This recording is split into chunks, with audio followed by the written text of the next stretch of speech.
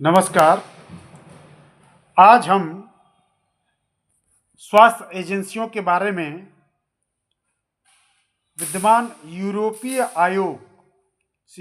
आयोग के बारे में पढ़ेंगे। यह एक यूरोप का कार्यकारी शाखा है और इसमें करते क्या है कि यूरोपीय संघ के जितने भी कानून हैं उनको बनाना, लागू करना, अन्य अन्य बातें इसमें रहती हैं। तो इसी को हम देखेंगे। इसकी स्थापना की बात करें तो स्थापना इसकी जो है 16 जनवरी 1958 ईस्वी में हुई थी। 16 जनवरी 1958 ईस्वी में इसकी स्थापना हुई। इसके जो मुख्यालय हैं वो 3 जगह पर देखने को मिलते हैं, जिसे ब्रुसेल्स है, बेल्जियम में है और लग्जमबर्ग एक शहर है, उसमें इसका मुख्यालय है। इसका उद्देश्य क्या है? इसका मैंने पहले बताया कि कानून बनाना और लागू करना और बाजार सीमा बनाना, बाजार को सीमित करना, बाजार के सीमा को निर्धारित करना और उसके लिए नियम बनाना और लागू करना है। फिर आयात निर्यात प्रबंधन, जिससे आवागमन के साधन सुलभ हो सके। वाणिज्य नीति बनाना इसका मेन कार्य है। जो व्यापारिक नियम है उनको बनाना इनका मुख्य कार्य है। सदस्य राज्यों के मध्य पूंजी सेवा व स्वतंत्र आने जाने पर प्रतिबंध। जो भी सदस्य देश हैं उनमें जो पूंजी का फ्लो है उसको स्वतंत्र रूप से न करके उसको नियंत्रित करना और लोगों के जो सामान्य जन हैं उनके आने जाने पर प्रतिबंध लगाना है। कृषि हेतु नियम बनाना और मुझसे लागू करना। जो भी कृषि से संबंधित उत्पाद हैं उसके लिए नियम बनाना और उसको लागू करना इसका एक उद्देश्य है। आर्थिक लेन देन की स्थापना करना भी इसका मेन उद्देश्य है। रोजगार उत्पन्न करना, ऐसे योजनाएं बनाना जिससे कि लोगों को रोजगार मिले, लोगों को रोजगार के अवसर प्राप्त हों, जिससे उनकी अपनी आर्थिक स्थिति, सामाजिक स्थिति ऊपर उठ सके। इसके लिए कोष की व्यवस्था भी करना इसका मुख्य उद्देश्य है। अब इसमें आते हैं कि ये यूरोपीय आयोग जो है, यूरोपीय आयोग कैसे बनता है, उसमें कौन कौन से पार्ट्स होते हैं, कौन कौन से भाग होते हैं। होता है ना, जिसे मान लो हमारे यहाँ कहा जाए कि व्यवस्थापिका, कार्यपालिका, न्यायपालिका ऐसे है। उसी तरह से वहाँ पे भी इसका एक संरचना है जिसके तहत ये कार्य करता है। यूरोपीय आयोग जो है कार्य करता है। अब पहला इसमें आता है संसद। संसद क्या है?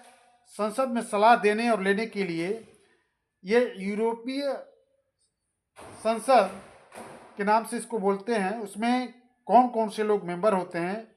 वह सदस्य देश जो यूरोपीय आयोग के सदस्य हैं उनके चुने हुए सांसद इसमें शामिल होते हैं। इन सत्र जो एक वर्ष में ये 8 बैठकें करते हैं। जैसे हमारे यहाँ होता है ना, संसद की बैठक चालू है, कितनी बैठकें होंगी, ये पूर्व निर्धारित रहता है, उसमें कानून बनते हैं। उसी तरह से इसमें इन एक वर्ष में पूरे 8 बैठक होती हैं। दूसरा इसमें आता है मंत्रिपरिषद। अब इसमें मंत्रिपरिषद ऐसा नहीं कि वहाँ पे चुने जाते हैं। इनमें वे सदस्य जो